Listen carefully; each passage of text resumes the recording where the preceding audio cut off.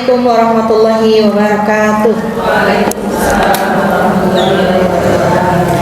Baik, bismillahirrahmanirrahim. Sebelum belajar, mari kita berdoa terlebih dahulu. Terkait semuanya, tangan diangkat, kepala ditundukkan, berdoa dimulai. Allahumma anfa'na bima 'allamtana wa 'alimna ma yanfa'una wa zidni ilman. Rabbi zidni ilman warzuqni fahman wa amalan mutaqabbala. Amin ya Allah ya rabbal alamin. Oke Bu, kita gak bisa lama-lama ya, qadarullah. Ada tugas bikin landing page. Jadi hari ini alhamdulillah kabar gembira, tidak akan ada kuis ya. Tapi di pekan depan insyaallah akan ada tanya jawab. Di pekan hari ini masih melanjutkan mengenai silsilah turunan Arab. Kemarin tuh sampai Nabi Ismail disembelih, bukan? Gimana? Nabi Ismail mendirikan Ka'bah ya? Meninggikan pondasi Ka'bah. Baik, kita akan flashback terlebih dahulu. Berarti masih pembahasan mengenai keturunan Nabi Ismail. Kita akan flashback dari perkawinannya dengan Putri Muboh. Siapa itu Putri Muboh? Yaitu waktu itu adalah pemimpin suku Jurhum. Masih ingat kata ibu? Apa itu suku Jurhum? Suku Jurhum kaum nomaden yang berasal dari Yaman. Melihat halaman 7. Halaman 7. Boleh yang punya bukunya di halaman ke-7 biar ada gambarannya. Kemudian akhirnya menikah dan diceraikan ya. Menikah kembali. Yang kedua ini, setelah menikah yang kedua ini, kata Nabi Ibrahim disuruh dipertahankan. Dan ketiga kalinya Nabi Ibrahim bertemu dengan Ismail, kan yang pertama ketemu pulang lagi, yang pertama kedua ketemu disembelih, yang ketiga ketemu yaitu meninggikan pondasi Ka'bah. Setelah Ka'bah ditinggikan pondasinya dan diserukan, kemudian Ibrahim pun mengumumkan kepada khalayak manusia agar melakukan haji sebagaimana yang diperintahkan oleh Allah kepadanya. Jadi Nabi Ibrahim menyeru manusia untuk melaksanakan ibadah haji. Kata Nabi Ibrahim, gimana ya Allah cara menyeru mereka? Naiklah ke tempat yang tinggi, tinggal seru saja dengan hikmah Allah. Nah, karena Mekah ini jalur perdagangan, ngalah barokah dulu ya. Jadi orang-orang tahu bahwa di sini ada Baitullah, ada Nabi Allah, karena memang orang-orang zaman dulu udah kenal apa itu Nabi. Sudah tahu Nabi itu apa, Nabi Allah itu apa, gitu. Turun temurun seperti itu. Oh, ini ada Nabi, ada Nabi, ada Nabi. Akhirnya adalah syariat haji yang dibawa oleh Nabi Ibrahim ini. Jadi Nabi Ibrahim ini adalah agama yang lurus. Dulu dikenalnya oleh agama yang lurus, agama yang hanif. Kenapa disebut agama yang lurus? Kenapa disebut agama yang hanif? Karena makin kesini bukan bengkok ya, tapi ada perantara dulu kalau mau menyembah Allah. Sedangkan Nabi Ibrahim menyuruh umatnya, ketika kita meminta langsung saja kepada Allah, gak usah via karuhun, gak usah via nama naon jin, gak usah via patung, via semua, via sesembahan yang lain, langsung ke Allah. Memangnya kita nggak kena dampaknya dari ibu ya? Masih ingat nggak dulu kalau kita mau minta sesuatu, kita sok nyebut dulu sesepuh kita. Ngerti nggak? Nah itu tuh perantara ibu. Itu tuh secara tidak sadar syirik yang halus masuk. Padahal itu kesyirikan. Kita mau minta nyada atau biasa langsung ke Allah, dan oge kedah ke perantaran tidak teteh. Langsung ke Allah bisa langsung ke Allah. Ud'uni astajib lakum. Kata Allah, Allah tidak menggunakan kata kami, Allah menggunakan kata aku. Ud'uni astajib lakum. Mintalah langsung kepadaku, kata Allah. Saya masih ingat, semoga Allah mengampuni keluarga saya, kata ibu ya. Setiap malam Jumat itu pokoknya ada ruangan khusus namanya teh goa. Itu yang punya dulu goa gitu ibu. Itu alaman goa. Kamu beas sekarang itu. Wah, ya, wadah pabeasan, carutu, ayah hui, ayah pisang. Masih ingat? Nah, dan saya tukang maukan pisang lah. Waktu kecil lainnya. Itu waktu itu pas hari itu kawan-kawan nya eta teh ameh ngajaga rumah meh salamet sebenarnya mungkinnya menyederhanakan bahasanya ke saya. Nah itu tuh bentuk kebengokan tadi. Kalau mau minta perlindungan kan kepada Allah saja langsung, tidak usah memakai perantara. Jadi itu adalah sebuah kesyirikan. Dari zaman dulu ada. Bukan zaman dulu, sekarang juga masih ada yang memakai seperti itu. Apalagi di zaman setelah Nabi Ibrahim terjadi kekosongan Nabi, tidak ada turun Nabi dalam jangka ratusan tahun, makin parahlah terjadi kesyirikan. Akhirnya turunlah Nabi Muhammad kembali meluruskan akidah tadi dan menyempurnakan akhlak kaum manusia. Kita lanjut ke Nabi Ismail tadi. Balik lagi ke laptop ya, ke Nabi Ismail. Kemudian Nabi Ismail dari pernikahannya yang kedua ini dengan putri Mubah ini, Mudod dibacanya.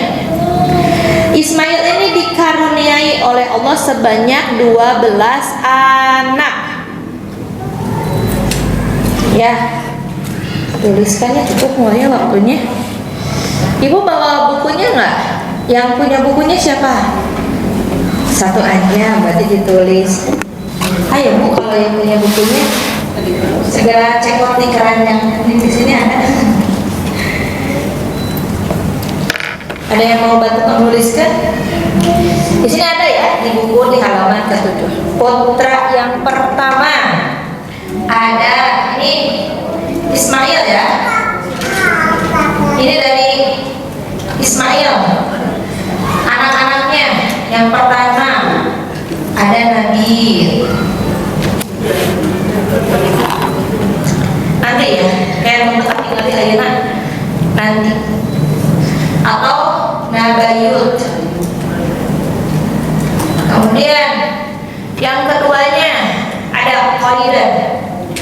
Ini anaknya Nabi Ismail. Yang ketiga Adba'il Mabsyar. Sebentar ya bu, nanti dipotong saja bu ibu, nanti dicatat.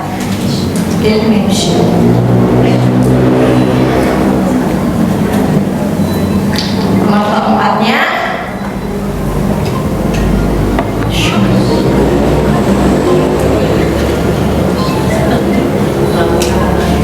nomor kelimanya Duma.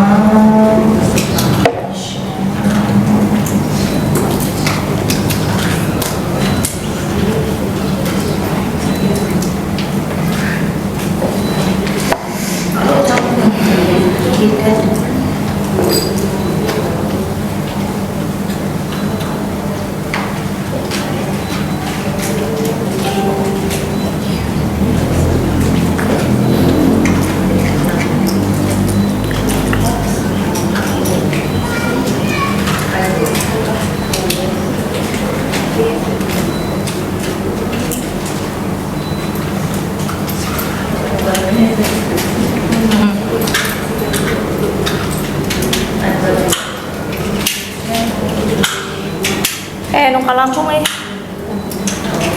Nabi 2 kaidah 3 ada yang langsung niche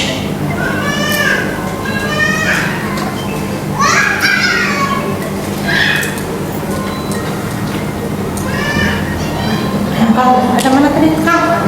Aku sempat. Oh ini.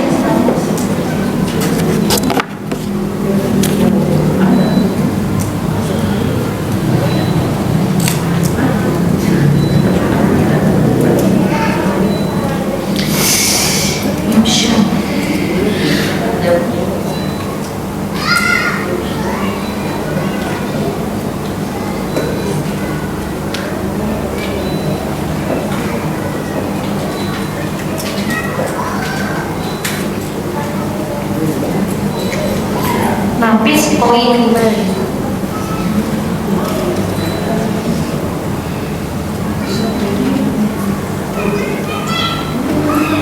Allahu Akbar.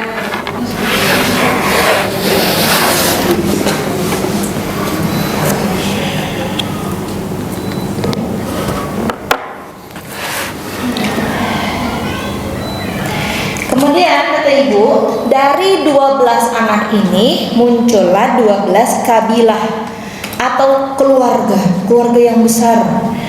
Nabi keluarganya sendiri sampai anak turunan cucunya dan semuanya gitu ya. Kecuali ada 2 anak Nabi Ismail yang menetap di Mekah. Ya. Ada turunan Nabi, itu di nomor 1 dan nomor 2. Sisanya mereka berpencar ke seluruh penjuru dunia. Ada yang ke Syam, ada yang ke Yaman, ada yang ke daerah India. Tinggal 2 tadi, anak pertama dan anak kedua itu di Mekah. Khususnya Qaidah, itu ya, khususnya Qaidah. Dari sini muncullah kabilah-kabilah yang banyak. Di antaranya yang terkenal itu, yang sering kita dengar itu adalah Ghatafan. Masih ingat Ghatafan? Ghatafan itu daerah pinggiran Mekah yang nantinya itu terkenal sebagai suku yang suka merampok. Nah, gitu ya. Akhirnya lahirlah suku Kahtan yang berasal dari rumpun keluarga besar Nabi. Ini akarnya dulu. Kemudian adapun anak keturunan Qaidar bin Ismail masih menetap di Mekah, beranak pinak. Di sana lahirlah darinya Adnan. Sebentar, saya ambil dulu handphone.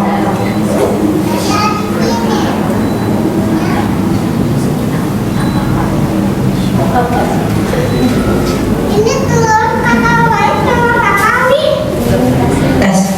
Ada suku Kahtaniyah, ada suku Adnaniyah. Masih ingat? Suku Kahtan yang nantinya berumpun di Madinah. Berumpun di Madinah ada Aus, ada Khazraj di Madinah. Kalau Adnan di Mekah berkumpulnya. Ini saya kirimkan ke grup besar. Mudah-mudahan terhilap.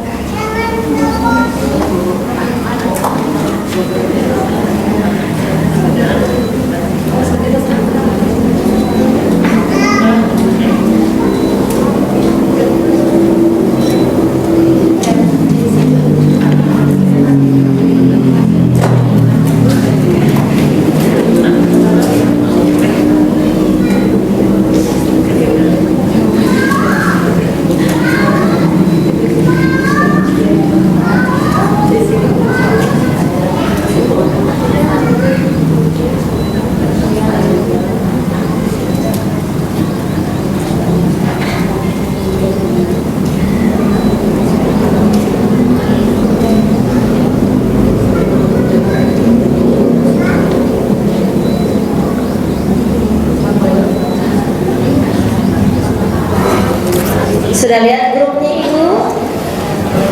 Ketinggalan tuh. Dari kita kesampingkan yang di bawahnya, dari nomor 1 dan nomor 2, ini yang masih berputar di Jazirah Arab.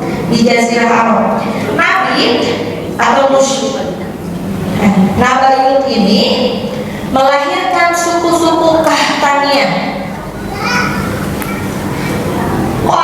Kaidah melahirkan suku-suku Adnaniyah yang nantinya dari kaidah ini, lahirlah Nabi Muhammad Shallallahu Alaihi Wasallam.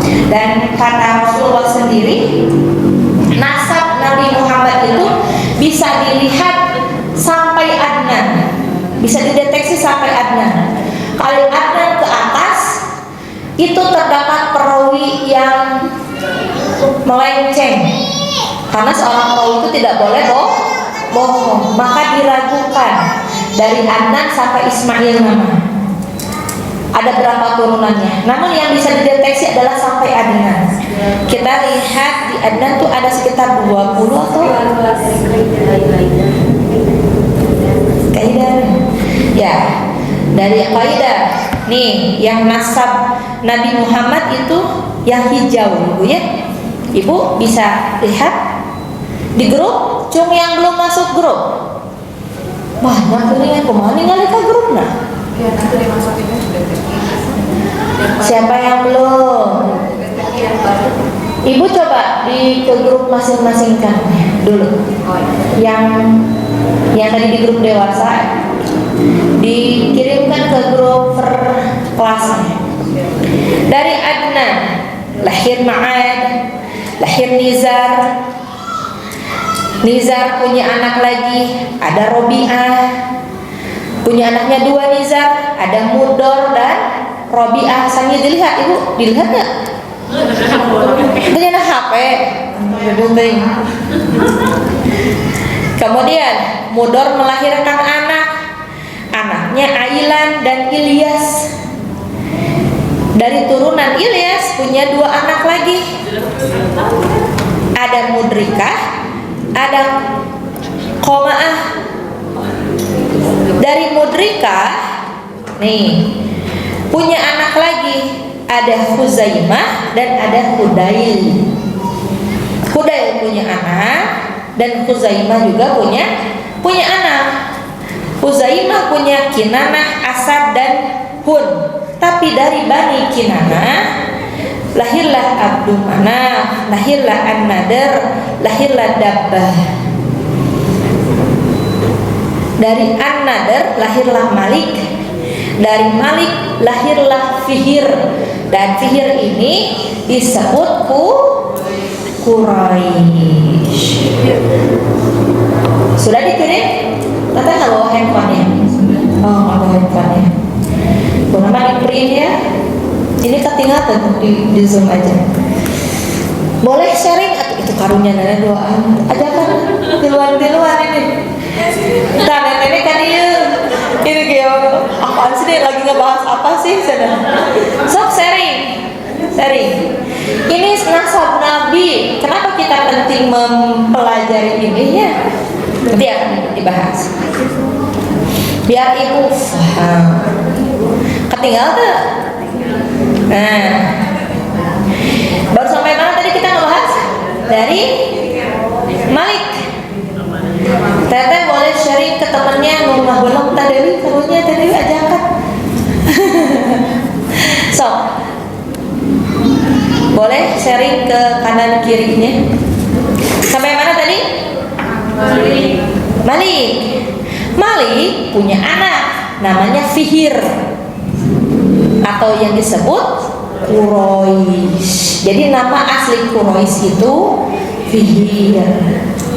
Disebut Quraisy berarti turunan yang banyak. Quraisy punya anak namanya Ghalib. Ghalib juga punya anak namanya Lu'ay. Ka'ab juga punya anak. Lu'ay punya anak namanya Ka'ab. Manju dari Ka'ab itu punya 2 anak. Anaknya Adi, Murrah. Adi dan Murrah.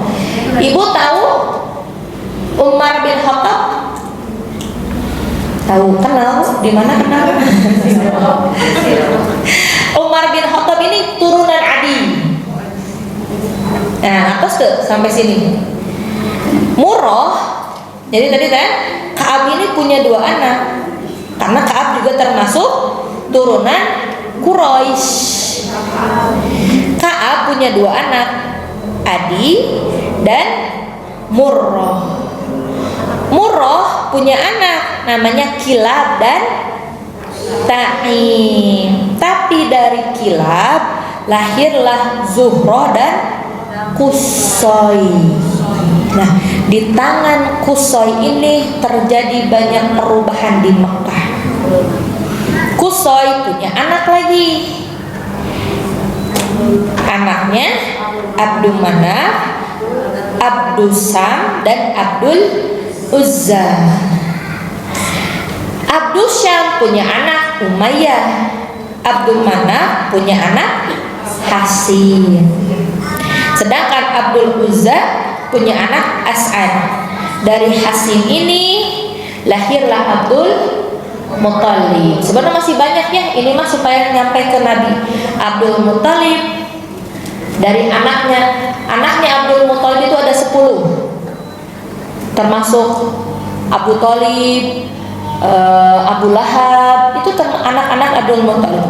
Tapi dipilih Abdullah, anaknya yang terakhir, yang akan melahirkan Muhammad sallallahu alaihi wasallam. Inilah yang hijau ini turunan atau nasabnya Nabi Muhammad sallallahu alaihi wasallam sampai ke Adnan. Dan kita bukan diwajibkan ya, disunnahkan hafalnya sampai 10 generasi Nabi Muhammad. Jadi gimana coba?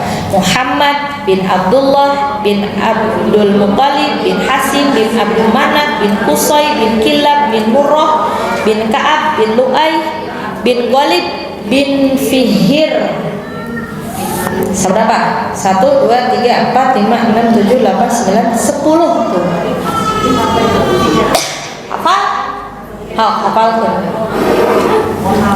Muhammad bin Abdullah bin Abdul Muthalib bin Hashim bin Abdul Manaf bin Qusay. Qusay dulu, Qusay bin Kilab bin Murrah. Terus Murrah bin Ka'ab, Lu'ay, Ghalib, Fihir. Nah, Fihir bin Ghalib bin Lu'ay. Lu'ay ini dari turunan Lu'ay lahirlah Khadijah. Ya, lahirlah Khadijah dari turunan Lu'ay. Jadi Khadijah masih keturunan Quraisy. Ketemulah Nabi Muhammad dari turunan, bukan turunan Quraisy, turunan Hashim. Jadi yang paling dekat ke kakeknya Rasulullah itu dihitungnya dari Hashim, paling dekat ya. Inilah Quraisy. Inilah turunan Quraisy. Ini belum dipereteli satu persatu. Cuma ini nasab Nabi Muhammad sampai Adnan. Sampai sini Ibu masih pusing? Pasti akan sangat pusing. Ini kita baru ngebahas tentang Qahtaniyah, tentang Adnan. Ya. Ini Adnan. Ini yang di Mekah. Ini yang turunan sampai nantinya lahir Nabi Muhammad sallallahu alaihi wasallam. Coba kita lihat yang Qahtannya. Ada nggak nama suku yang Ibu familiar pernah? Oh ini suku iya, apa ya? Sering terdengar di sirah. Suku apa?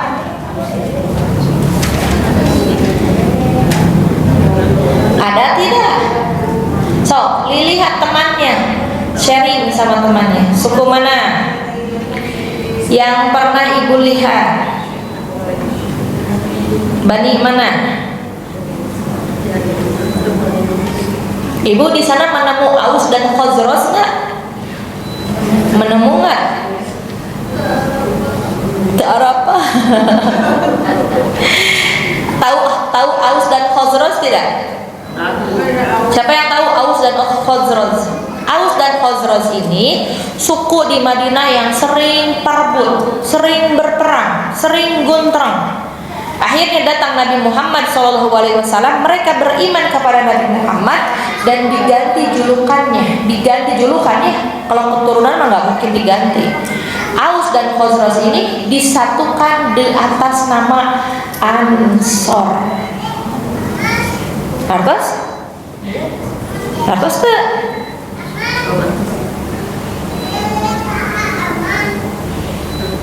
Artos? Ibu? Ada nama Aus dan Khazraj. Sama-sama turunan Nabi Ismail.